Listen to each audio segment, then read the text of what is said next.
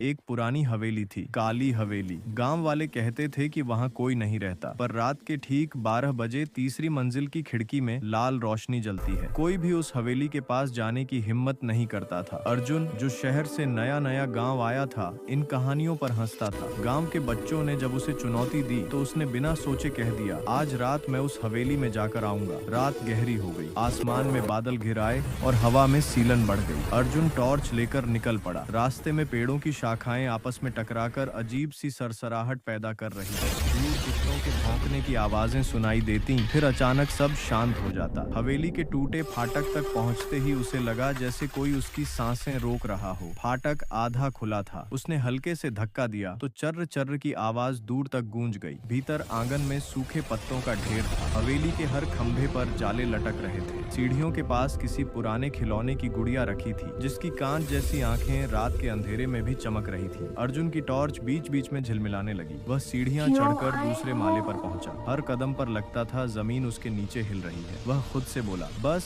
तीसरी मंजिल तक और मैं जीत जाऊंगा। उसने ऊपर चढ़ना शुरू किया, तभी पीछे से धीमी फुसफुसाहट सुनाई दी। क्यों आए हो? अर्जुन ने टॉर्च घुमाई। वहां कोई नहीं था। तीसरी मंजिल के आखिरी चरमराते सीढ़ी पर कदम रखते ही सामने एक बड़ा दरवाजा दिखा, काला, भारी और किसी पुराने लोहे से बना। उसी के पीछे लाल रोशनी धड़क रही थी। रोशनी दिए जैसी नहीं, बल्कि किसी दिल की धड़कन की तरह, बढ़ती, घटती, फिर बढ़ती। अर्जुन ने कांपते हाथ से दरवाजा छुआ। दरवाजा बर्फ जैसा ठंडा था। उसने धक्का दिया, दरवाजा अपने आप खुल गया। अंधेरे कमरे में बस एक चीज रखी थी, लकड़ी की पुरानी अलमारी। लाल रोशनी अलमारी के भीतर से निकल रही थी। हवा स्थिर थी, लेकिन अर्जुन को लगा जैसे कमरे की दीवारें उसकी ओर झुक रही हों। उसने अलमारी का हैंडल पकड़ा। अचानक पीछे वही आवाज फिर आई, इस बार ज्यादा स्पष्ट, तुम्हें नहीं आना चाहिए था। अर्जुन ने पलट कर देखा। गुड़िया वहीं खड़ी थी, वही आंखें, लेकिन अब उनमें हल्की सी लाल चमक थी। अर्जुन चीख भी नहीं पाया। अलमारी का दरवाजा अपने आप खुल गया। अंदर घना अंधेरा, जैसे किसी कुएं की गहराई। अचानक किसी ठंडी उंगलियों ने उसका हाथ पकड़ लिया। वह बचने की कोशिश करता रहा, पर ताकत खत्म हो गई। उसे कमरे में खींच लिया गया और दरवाजा धड़ाम से बंद हो गया। अगली सुबह गांव वाले हवेली के पास अर्जुन की टॉर्च पड़ी मिली, लेकिन अर्जुन कभी नहीं मिला। तीसरी मंजिल की खिड़की में उस रात फिर लाल रोशनी जली और अब कभी बुझी ही नहीं।